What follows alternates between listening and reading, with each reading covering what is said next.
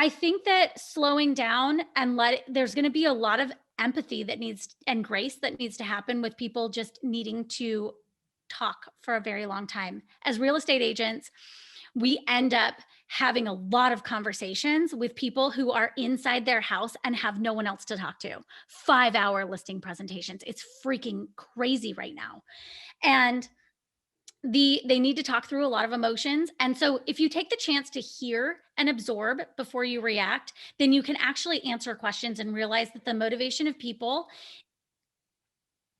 is really just to learn more or feel really comfortable where they're spending their money, like you're saying. So we just have to sit back and let them go through the emotions and then just simply respond in not in a way of I think in an abundance mindset, knowing that people are here to spend money. And I think that's what's going to happen when the world opens up again, that people are going to spend money.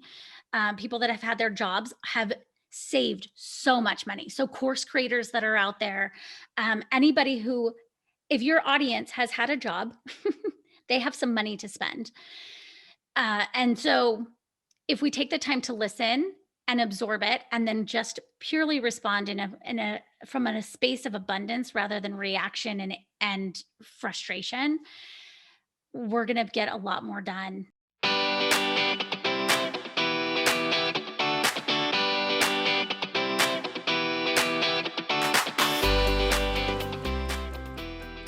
All right, friends, welcome back to another episode of the Heather Sager Show. I am here joined by one of my dear friends today, one of my clients, members of my Speak Up community, and someone I've had the opportunity to be on their podcast and do guest teaching in the programs. Paige, you and I have worked together a lot over the last year. Paige Schulte, welcome to the program. Thank you so much for having me. I feel such a privilege. It has been quite a journey between the two of us, and you have done a lot for my business. And so I'm happy to share here about what has worked for me in both on the course side and then I feel like in my real life. I am a realtor. I sell houses in Gig Harbor, Washington, and I scaled my business through virtual stages and obviously in-person speaking. So do a little bit of everything. It's so funny because like on face value, so you and I met 2 years ago around there inside, we were in another program together, a group coaching program together. Yeah. We were both building kind of group programs, digital courses at the same time. And it was fascinating to me. Most of the people in my audience are like course creators. And here you are rolling in as like this badass realtor with a really good book of business. You're one of the top realtors in your area. And you decided to launch a second company where you coach and teach realtors with their marketing. So first of all, like hands down, you have a lot of amazing things going on. And one of the reasons why we're kind of switching seats, because for the most part, I've been a guest inside of your group. So you're always like picking my brain. So today I'm going to like tackle you with all the questions. But what I've been really fascinated with you is you're in two different worlds, where you're the business owner world working directly with customers, and you're in this business world of business to business coaching other business owners. So your approach to speaking and marketing is different because you actually have to do B2B and B2C, business to business, business to consumer. For those of you who don't speak acronyms, you have a unique perspective. So I wanted you to come on today to talk about all the things related to your business growth, like your online course versus your other business. Why don't you share a little bit about, so you are a realtor in Gig Harbor, Washington. Yep. Talk a little bit about the contrast between that and then also having an online course. Okay. When I got started, I moved to Gig Harbor. I knew one person and came in hot from California into Washington, which is always a transition for all of us Californians. But I went into real estate as a brand new baby real estate agent. I was an entrepreneur first and came into this space that is very crowded. And I said, you know what? How can I scale relationships quickly? And I went to camera and I went almost in micro doses. So I said, you know what? I'm going to do Instagram stories. It's 15 seconds. I pretended, it wasn't very hard since I only knew one person, but I pretended as if I knew nobody and did not care if I kind of made a fool of myself.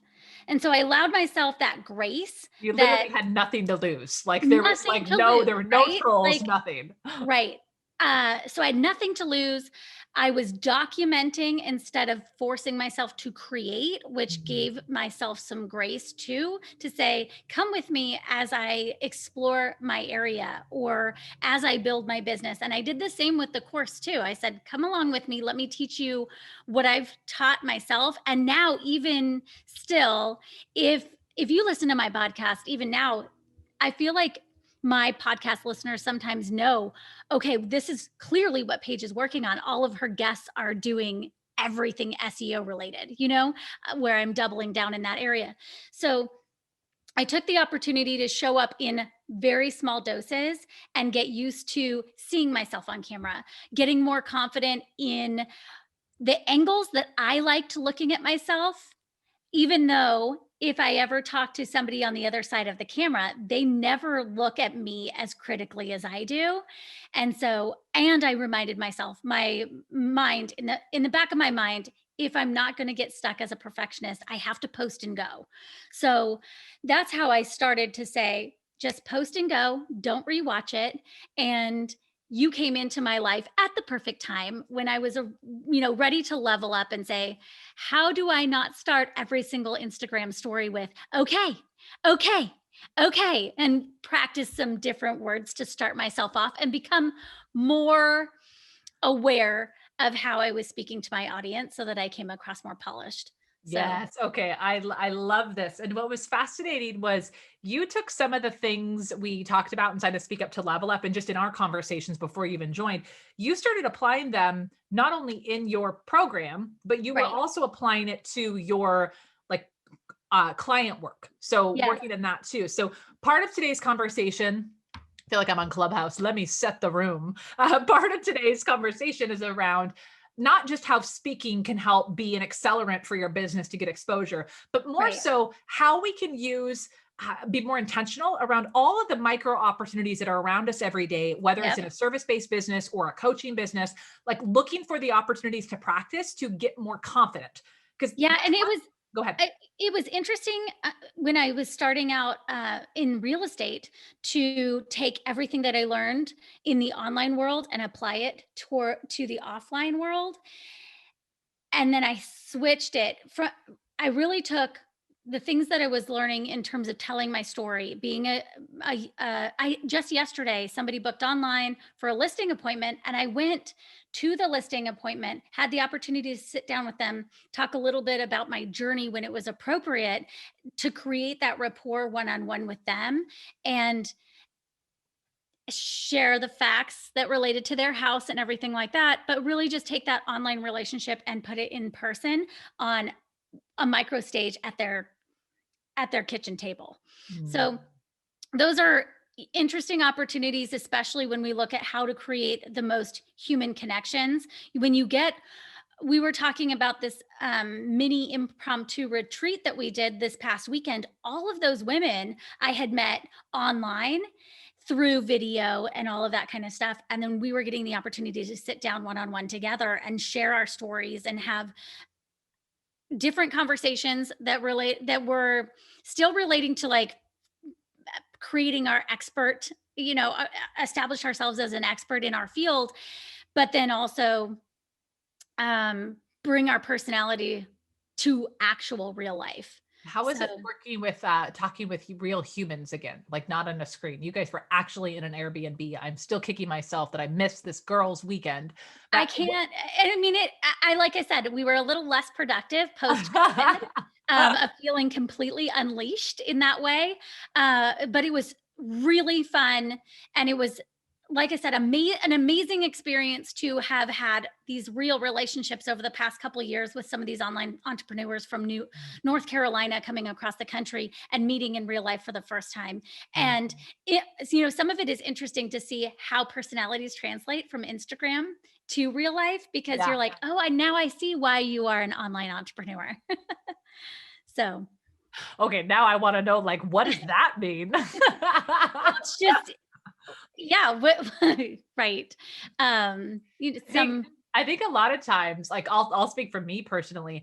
So most people don't realize I'm an introvert. So put me in a party in a crowd of people, I will connect with one person and that person will be my designated wingman, whether or not they know it, for the entire party. I don't like float from group to group to say hi to people. I find the one person that can protect me. So for me speaking, like Instagram stories, it's easy for me to just shoot a story because I'm like one-on-one with someone, but it's not like, even though I'm broadcast messaging to, I mean, it's not like my audience is huge, like the millions of people. It feels different. So I think in person, it's probably fascinating to notice people who you think would be really outward, people really like expressive, really social, can be actual huge introverts online. You see that a lot. Jasmine Star, huge introvert, but obviously she's very sassy online and puts herself out there. There's a difference between that camera and like real life. Yep.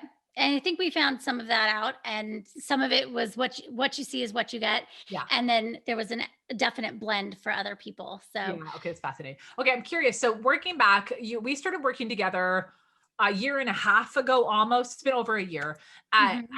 To walk us through, so in your business, so both your real estate business and your coaching business, so you teach marketing to real estate agents, which you have a phenomenal program. Any real estate agents listening, you have to check out Paige's podcast and her program. So we'll link to all that good stuff here.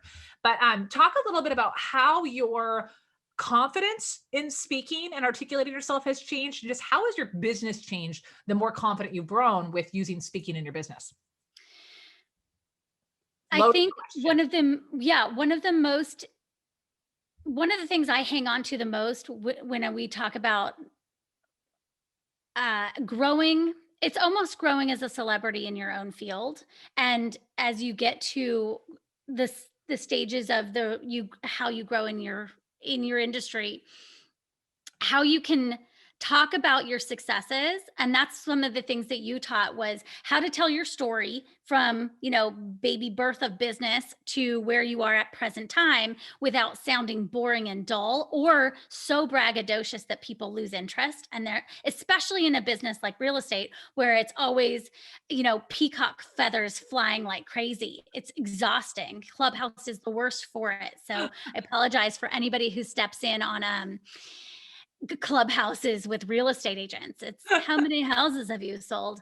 But there's ways to do it in a way that is both entertainment and educating. So edutainment, right? So, and you really taught me that it's like peppering your celebrity moments into your story and layering that in there to make it not only more interesting, but provide your authority and make it approachable. So that was definitely something that, as I started to switch gears in talking with people in my own industry, that was super. I had a hard time with imposter syndrome the first time I spoke on stages, and I was watching one of my mentors interview me as a kind of an expert on the Instagram side back a couple years ago, and that was my very first real estate conference, which was interesting because, as much as I do well in my own industry, I don't follow any other people in my business. I follow speaking coaches like you, the Jasmine Stars of the world, and online marketers, not people in my industry. Yeah. Because they're terrible at telling their own story, and they make me want to gag with, I don't care about your stats or if you're number one. I just don't care. So helping my students tell their story in a way that shows value and positions themselves as an expert in their field without sounding dull and indulgent is a huge part of being able to translate not only their online persona, but their relationships with their clients one-on-one. Because at the end of the day, that's all you want, those one-on-one relationships, whether they be online or not. We've obviously figured out after our girls retreat that we can make some really good virtual friends, but it's in a service-based business like we're in, we need to make sure that we can create that connection offline as well. And showing up well-spoken and showing up, telling a story through even the story in the landscape of what's going on in real estate right now has been a delicate balance of speaking and listening at the right times. How So, have you, when you talk about like the dropping the little golden nuggets of celebrity through your talk, as you've gotten more comfortable sharing your story, both mhm. with clients in those like presentations, when you go to present to a new client, I think that's what you call it, right?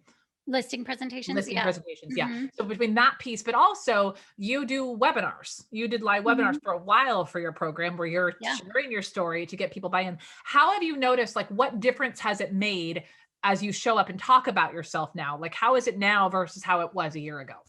Well, I could easily talk about I graduated from UC Davis and I worked for the Sacramento Kings. And instead, I can talk about how my goal and what I strive for in customer service is really related to the training that I got when working for the Maloofs at the Sacramento Kings. We answered every phone call live. And so you drop that nugget in there, but it relates back, as you've taught me, to the value that I provide in customer service and my care for making sure they always get a live human when they answer the phone. They're Yeah. not, it's not saying, oh, yeah, just send me a text message. It's literally call me. We're going to go back to the 90s when people had made phone calls. So, having those nuggets, I wrote a book in 2019 about my city, and a lot of times when I'm talking to my clients, especially when we look at selling houses, I talk about not only being able to sell the house physically and make sure that it shines online and does all of that, but I can talk about the relationship that the new buyer will have with the community and the businesses and all of that. And oh, by the way, I give them a book. I wrote it. So it's saying I wrote the book about Gig Harbor without saying I wrote the book about Gig Harbor. Uh, Yeah. but Saying and it without saying it. right. And sometimes it comes across as a little bit of a joke in that way, but it's also helping provide and articulate my value that, when we're talking about the experience of telling stories and selling a house, we're telling the story of a house and the city that you live in. And the reason why I'm good at it is because I have this amazing collection of stories that I have in this book. And if they ever wanted to look at it, every buyer gets a copy, that kind of stuff. So, I think that helps in establishing authority and, um, I shouldn't have used the word, see, I get very nervous. Yeah. And we fly right through it, and, your editor will help me out with that. We're good.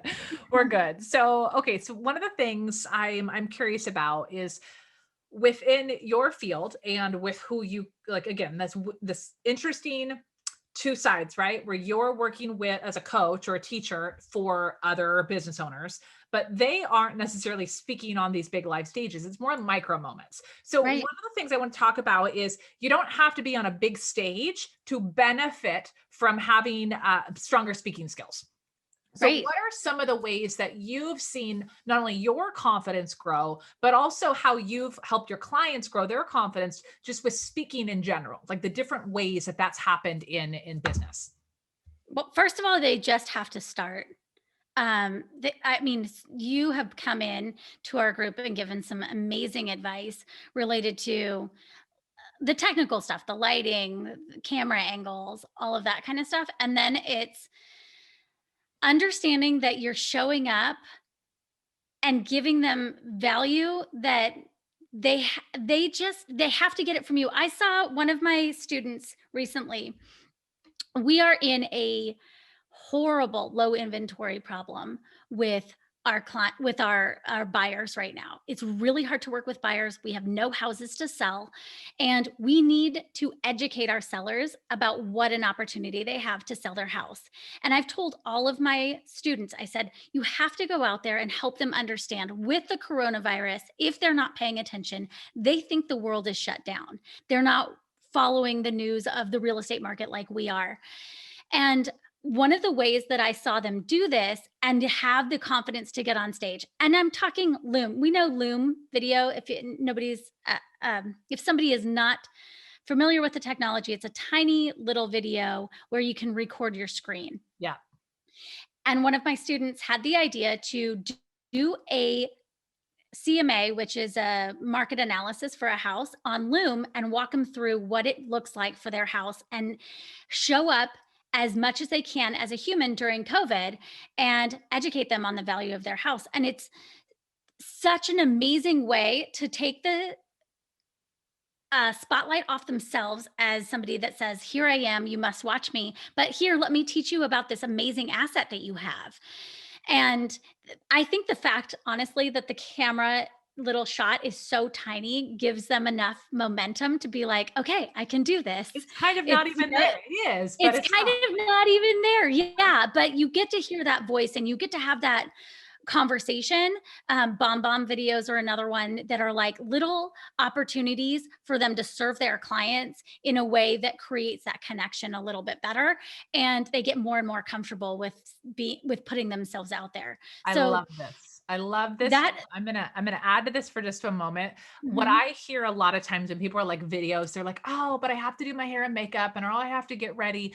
I found so we the couple weeks ago we had a huge ice storm here in the Portland area, and one of the things that I always do anytime a new member joins Speak Up to Level Up, I send yeah, them a personalized video within 48 hours. So everyone who joins Speak Up to Level Up, they get a video from me of me actually filming it. And what I found is I'll try to do it on days that I'm doing video because it just works easier. But if mhm, somebody joins on a Thursday, like yeah, I just got to crank that video out. And so when we were out of power, no internet, no cell phone service for almost a week. mhm. And No I hair actually dryer, yeah, no air, no, right? none of those things, right? I'm a hot mess. So I sent Loom videos. I do it from my phone to, I had two new students that joined during the ice storm. And I'm like, well, I got to do it anyway. So I sent them both messages.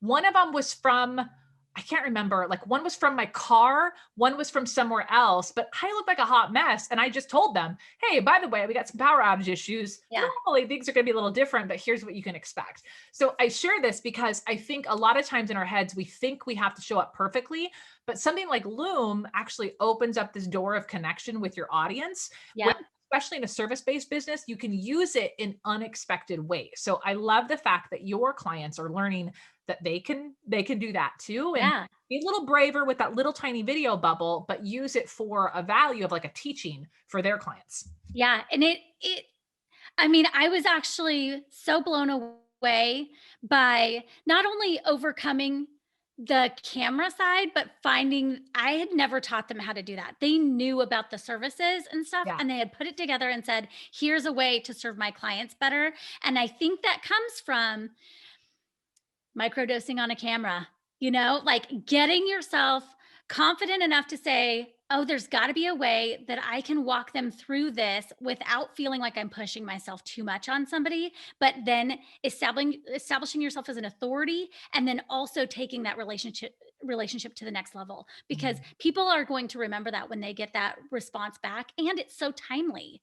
You don't have to set up a meeting and meet with them in a different place and all of that. You just boom, here it is. It was awesome. I also, now switching to the course side, had a conversation with Carrie Fitzgerald, who is in the e-commerce side and has launched a course for product-based businesses and subscription boxes. And she was at the retreat that I was at, and we were talking about webinars. And I think a lot of people look at the whole webinar and get nervous. And so when you and I had first engaged and worked together, we were talking about the signature story. How do I introduce myself without feeling weird and braggy and trying to talk about myself and my story? How do I do that in a more eloquent way, in a more natural way, in a more approachable way, without rushing through it and making it less impactful? And then I also stumbled on the sales side. And I was telling Carrie, I was like, not only did I break it up into sections and not force myself to get it all perfect right from the beginning, I got comfortable with the subject matter, comfortable with saying the whole thing, and then took certain sections and tweaked them with your help as I went so that I didn't overwhelm myself with feeling like it all had to be perfect right in the beginning. Yes. So Okay, I love that you brought this up. The webinar thing has been something that a lot of people have been asking me lately. Side note, I should do an episode specific to webinars here on the show. But the webinar thing, I think you're totally right. People instantly go webinar, they clench everything because they know it's a sales presentation. So the question is, Right. do I tell people I'm selling advanced? Like, it's just, there's a lot of like nervous energy that's really unattractive energetically Right. for your audience. So Yeah. one of the things, what Paige is talking about, one of the things I teach, I have a bonus inside of Speak Up to Level Up that I created because I had so many people ask these questions around how do you break your webinar up into sections to make it easier for yourself mentally, for you and your audience to say, Totally. okay, section 1, we are like warming things up, setting expectations. Section 2, we're going through this. Section 3. So how do you create that cadence?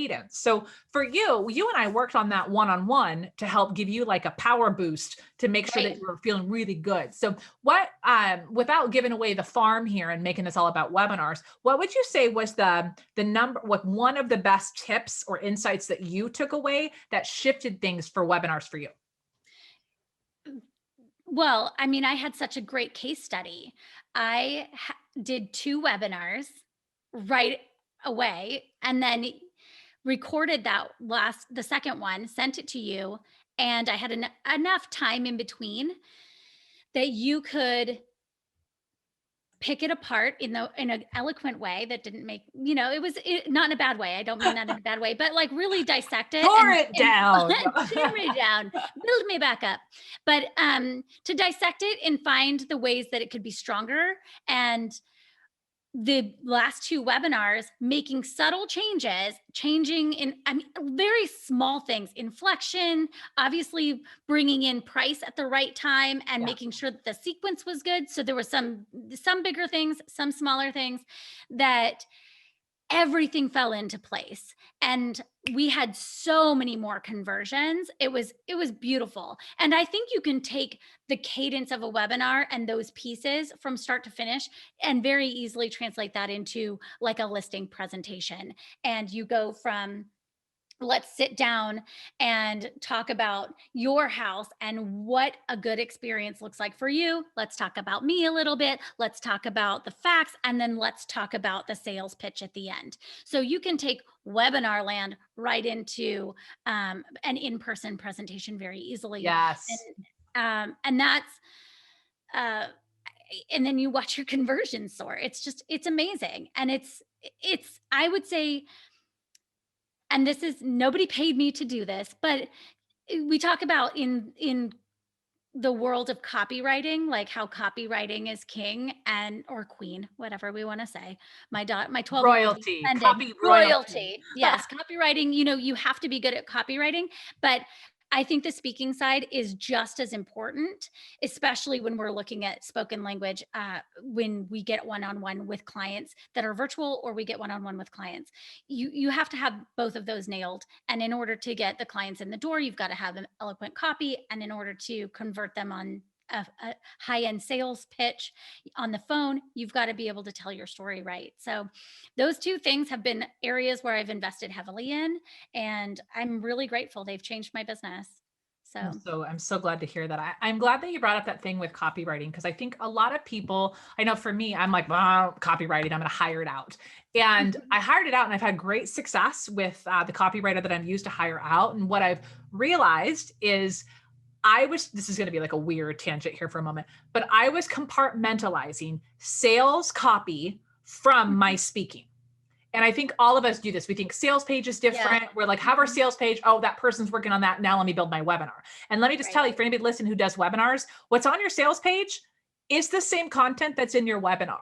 Like the mistakes, mind shifts, those kinds of things, those aren't different, but we compartmentalize them because we don't know how to articulate them. And most people do not understand how to use sales psychology in a successful way where it actually adds value to others and doesn't feel like a one-night stand or feel like pushy. So what we have to get more comfortable as business owners is what I talk about, what I preach all the time is a speaking coach isn't just for speakers. We all speak in our business. So we have to get comfortable saying, if we're the person conveying what our business is about, how confident are we in our own abilities? Like, Right. if we can't It's talk about our business, how can we expect other people to believe in our business? I spent a lot of time looking at, especially starting my business. I grew my business very quickly. And one of the areas it was like, how do I spend more money on marketing? And some of it was just, how do I spend more time? We call it pitching or scripting in real estate, which makes me want to vomit, but it's really practicing how to articulate your value to Yeah. your clients, especially in a crowded market. And so some of that wasn't even monetary, it was time. It was time practicing a webinar pitch in person. If you want to take it from the online world and push it over into real life, which is a listing presentation or a buyer's meeting, and articulating value and articulating what the hell is going on with the real estate market right now, because it is a hot mess of uh, emotion right now. It's been an interesting ride this year.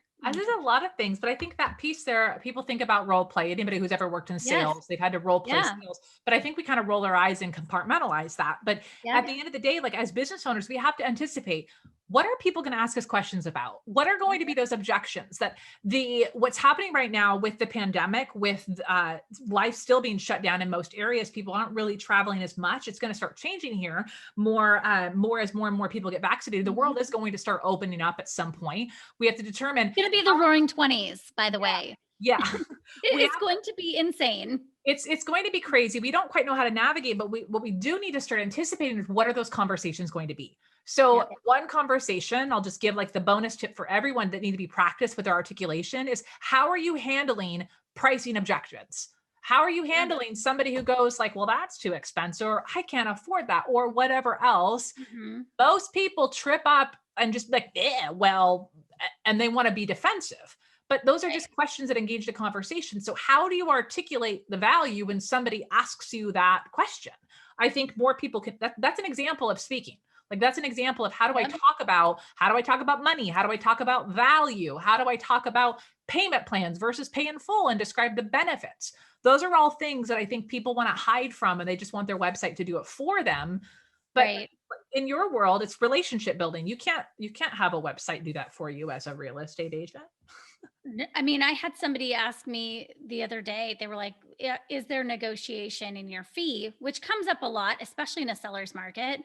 And the beautiful part is articulating the stories. It's the anecdotal evidence that says, well, the last person that sold as a for sale by owner, I was able to get a $22,000 discount, which just closed on Friday, by the way. I saw that Uh, story that you had on Instagram. right? I was like, So yes, good. yes, good Uh, narrative. Good. and I feel like every single real estate agent out there was like having their own glass of champagne over that, because this is the market where everybody thinks they can do it themselves. And because the emotions run so high, those are the stories that you have to have in your back pocket that you can pull in anticipation of those conversations that do challenge your value. And if you want some insurance, that you know how to read a real estate contract that we've been trained on and spend a lot of time with, and you have a buyer's agent on the other end of your for sale by owner, imagine getting crushed by them when you hit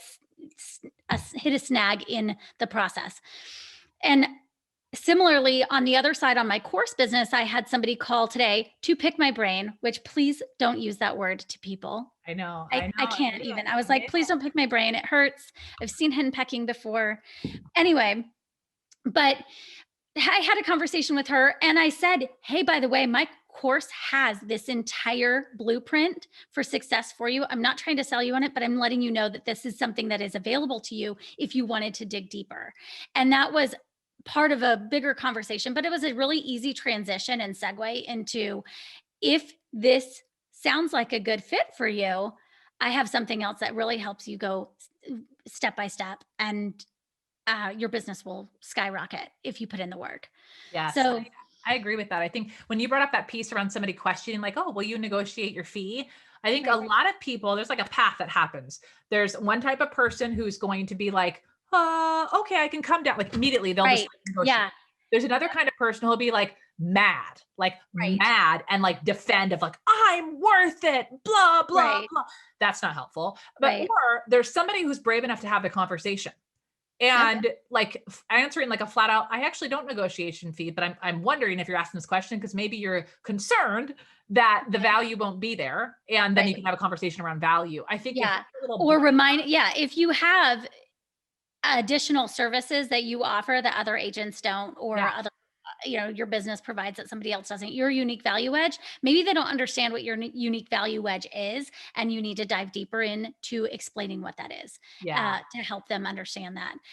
So, and usually it comes out, you come out on the other side and you're like, done, dialed in, everybody's happy. And it's usually an invitation for you to be able to showcase how like amazing, like how many other amazing things you have that you haven't been able to talk about. Or it's a good pause. Yeah, exactly. Or it's a good pause to say, maybe we did skip that step during this process, during our live webinar in person or over the phone in life. So I think that piece that you just brought up, the skip over, right? I think we think that people hang on every single word. So when we go through something, even on a sales call, or we go through something in a webinar, and then somebody asks a question later, I know a lot of business owners be like, I already answered that. Like, why are they asking me that? I already covered that. Or others going, yes, they're interested. Because if people are asking questions like, does your content drip, or is it all at once? Or how long is your program? Or do we get lifetime access? Or do you have an extended payment plan? All of those things are an invitation that shows that they're interested. I think if we get more comfortable asking those questions and not going, oh, they weren't listening. I think it's everything that you say. I think going back to the pace of the world right now, when we come out of this and the world opens up, I mean, after the pandemic, the Spanish flu, we went right into the roaring 20s. And I do think that we are going to have some of that, of just unleashing of energy and all of that. I think that slowing down and there's going to be a lot of empathy and grace that needs to happen with people just needing to talk for a very long time. As real estate agents, we end up having a lot of conversations with people who are inside their house and have no one else to talk to. 5-hour listing presentations. It's freaking crazy right now. And they need to talk through a lot of emotions. And so if you take the chance to hear and absorb before you react, then you can actually answer questions and realize that the motivation of people is really just to learn more or feel really comfortable where they're spending their money, like you're saying. And I think that I've had to become very patient, especially in the market that we're in with buyers, because it's so emotional. They're losing by $100,000 or $1,500, but they're losing multiple times. And some of my clients are in a hotel. So we just have to sit back and let them go through the emotions and then just simply respond not in a way of, I think in an abundance mindset, knowing that people are here to spend money. And I think that's what's going to happen when the world opens up again, that people are going to spend money. People that have had their jobs have saved so much money. So course creators that are out there, anybody who, if your audience has had a job, they have some money to spend. And so if we take the time to listen and absorb it, and then just purely respond from a space of abundance rather than reaction and frustration, we're going to get a lot more done. I don't know. I think that that's been my grounding of the conversations that I've had to have every single day with clients in an emotional space. And the course students that are coming to us or to you that want their business to be more successful or want their business to take off in a different way, they're looking for that kind of stuff. So they're looking for reassurance that they're making the right decision. I have a kindergartner who's like standing right here who will not leave the room. What is this? Hi, buddy. Literally recording a video right now, dude. Yeah. What is in your hand? Okay, can you take the weeds outside? I'll be done in 10 minutes. I'll be done. Not weeds. Okay, whatever it is, can you take it out, please? And shut the door. Please do not come back in. All the way shut. Those are flowers. They were not. Those are your flowers. You better put them in water. Okay, let me just start back in there. I was just like, go away. It's like, That was such a good, it was such a good Micah. riff that I didn't want to break it. I didn't want to break it up. Okay, hang on. We're having my camera. Okay. Hilarious. I love this insight around, I think people, the emotion piece of giving people space just to be and build relationships. I think in the pace of the online space, so many people are like, but what's the sale? What's the time they join our funnel to the average time where they spend money? And it's just like people become numbers. And I think 2021, in my opinion, is going to be the year where we start slowing down and going, you know what? Let's just build relationships. Let's show up and figure out how can we be present with other people, listen to other people, I hate the term, like, I think it's so overused, the add value. I feel like just is like a phrase that doesn't mean anything anymore because it's now a buzz phrase, but it's the phrase that I'm using is just how do we be of service?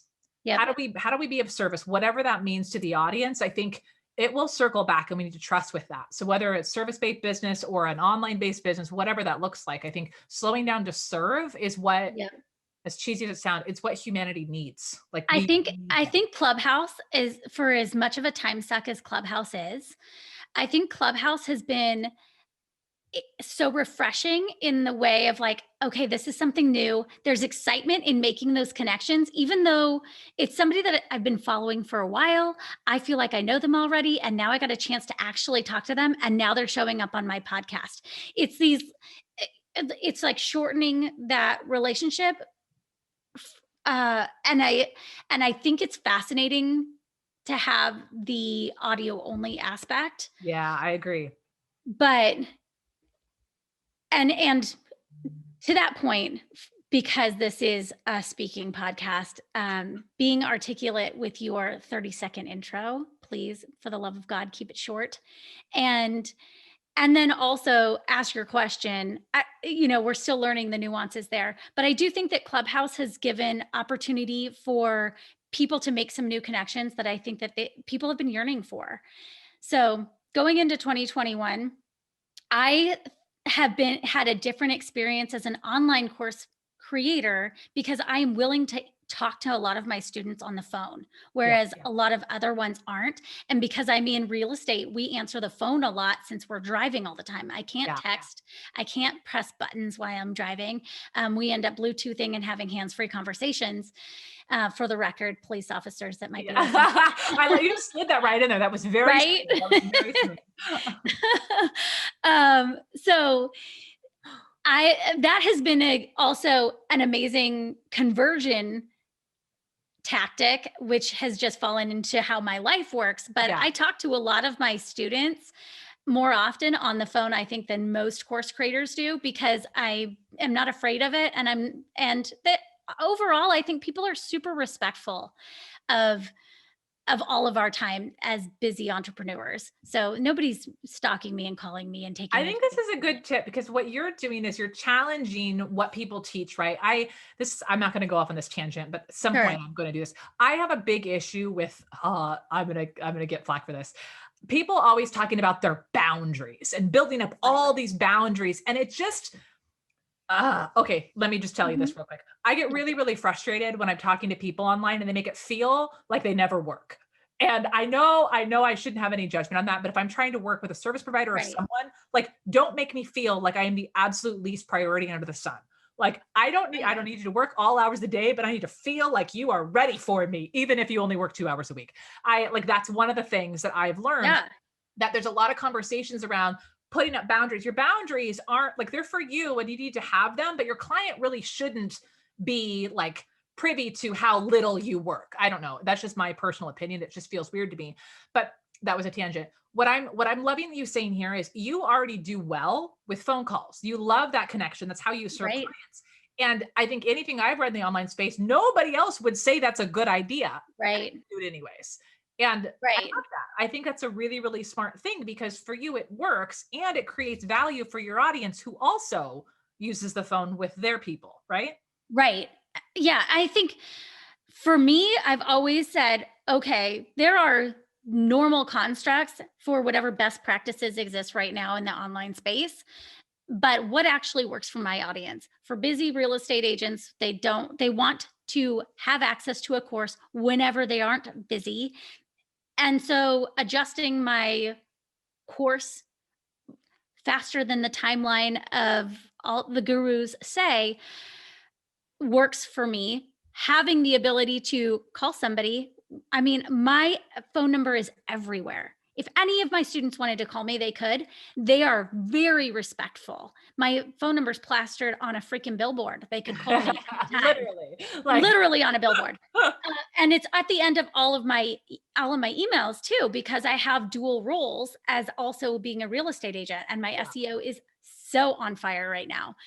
But they, for as many course students as I have, I don't get phone calls of people saying, "Hey, I saw that you have a course. Can I talk to you about it?" Nobody does that. So if anybody's out there being like, maybe I could talk to my course students, you totally can, and they will be respectful. And you don't have to say that, I mean, I don't put a lot of boundaries on my life. I wish I did outwardly. Um, but I'm a real estate agent and an entrepreneur. And the truth is that entrepreneurs building businesses work a shit ton of hours. Yeah. So if I pick up a phone call with somebody and I say I have 10 minutes, they're super respectful. And then we can continue the conversation through Voxer or something like that. But I don't like to be put off myself when I'm spending thousands of dollars with an entrepreneur that's helping me like build something as important as my website or something like that. So Yeah. I can respect their boundaries, but I also want to have access at the appropriate times. Yeah. And I think I think boundaries are important. For the record, I will say that I think boundaries are important. I think Sure. how a lot of people talk about boundaries is kind of Right. hilarious because it's a bulletin board for here's all the time I don't work and will not be working on your business. Yeah, That's what or in a it's a comical way. pedestal of being I'm so great that I'm untouchable in terms of how you can access me. Yeah. And truth be told, we all know that when you get somebody on the phone, you can convert them better. Every single person I've ever had a conversation with, when I can articulate my value well, has converted to a sale. It So, does. Phone sales work really well. You know, it's funny that you talk about the phone number piece that most people don't actually take advantage of it. I remember that reminded me back when I was in corporate, one of the executives in our very large company, he used to give his phone number from the stage to all of the audience, like thousands of yeah, people. And I remember people yeah. like, oh, and he would say, here's the thing. Somebody asked him about it later. And he's like, here's the thing of me giving my phone number at all these conferences for the last decade. I literally have never received a single phone call. But the Yeah. fact that I'm giving it to them creates this trust factor that's through the roof that they knew if they had to use it, they could, but nobody takes advantage of it. And I learned that lesson in there that sometimes like throwing things out there it's like perceived value with authenticity, right? You don't like put something out there that you don't ever want somebody to take advantage of. Like it has to be Yep. authentic. But sometimes I think like I know early in Speak Up to Level Up, I had Voxer hours when our program was just a dozen people. And it's like Voxer hours, like reach out to me. Yep. And people barely used it.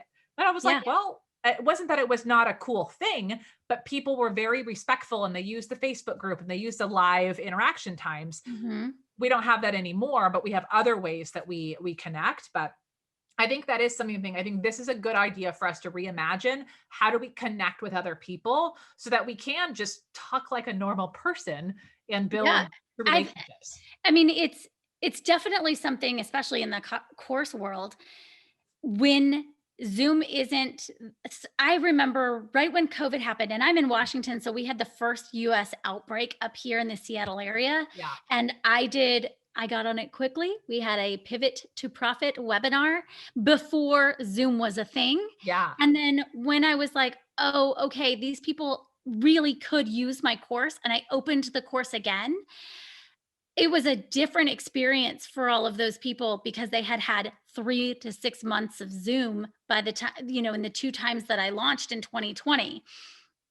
And I can tell you, if you have more conversations with people one-on-one, it's a lot of time. We're gonna have to create some boundaries about how many calls you take and stuff like that, and making sure that you get your time out of it.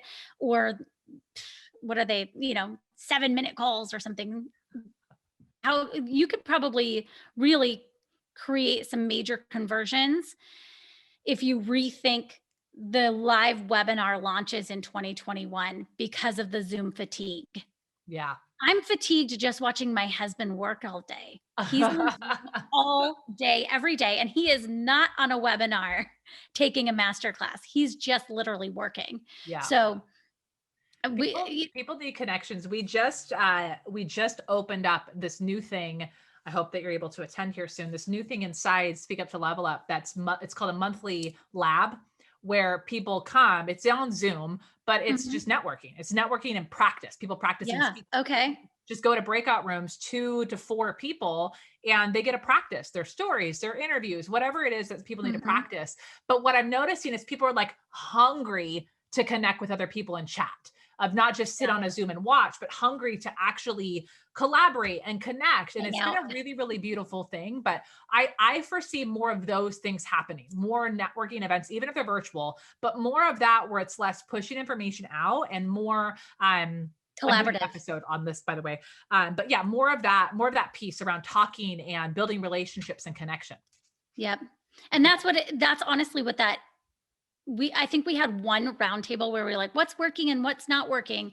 But when we did this retreat, it was really just a really amazing group of women that wanted to hang out and talk about life, business, a fair amount of venting because a lot of us were in the real estate space, and then just connecting again in real life. And it was something that we'd never realized that we had missed so much, I think, which is crazy and sad. All right.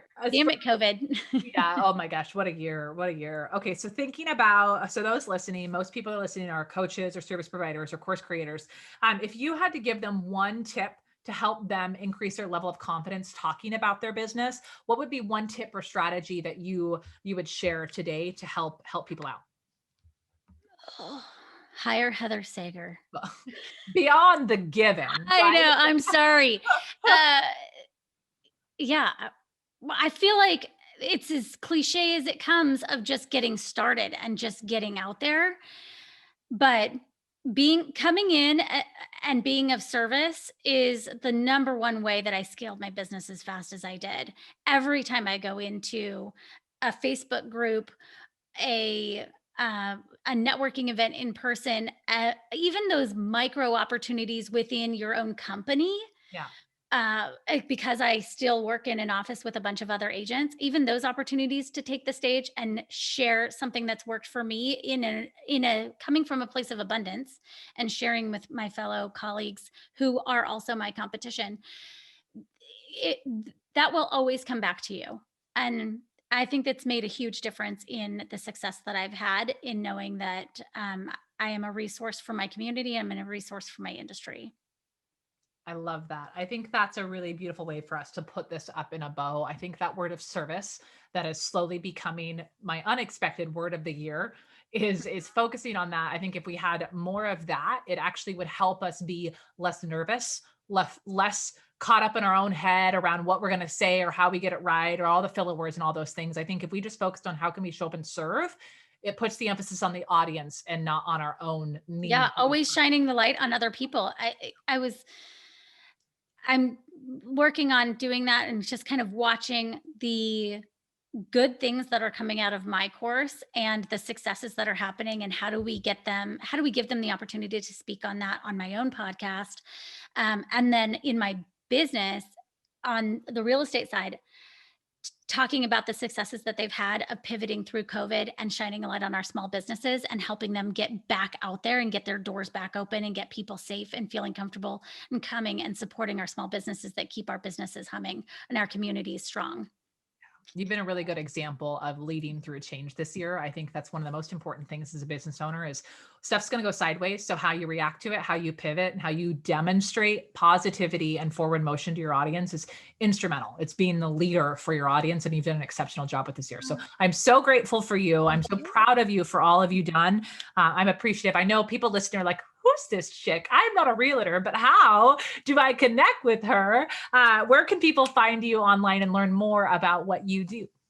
I am at Paige's Gig, which is my real estate Instagram. I hang out on Instagram. I have a podcast called Master Your Real Estate Marketing, anywhere where podcasts are found. And I'm at askpaigeschulte.com online. I'll link to it all below. I follow Paige one, she's a friend, but I also actually find it very useful in our marketing strategies and advice. So I highly recommend following her online, connecting, and please, please, please reach out to her on a DM on Instagram and tell her one of the nuggets that you pulled from this episode that really resonated with you.